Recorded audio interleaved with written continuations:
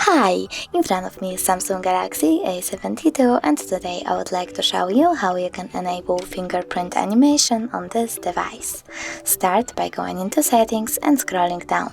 Now click on Biometrics and Security, choose Fingerprints and enter your current login method. Then scroll down again and tap on the switcher next to show animation when unlocking. So now when I turn off my screen and turn it back on,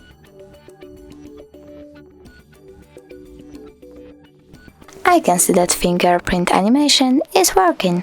Thanks so much for watching. If you enjoyed this video, smash that like button, comment and subscribe. Bye!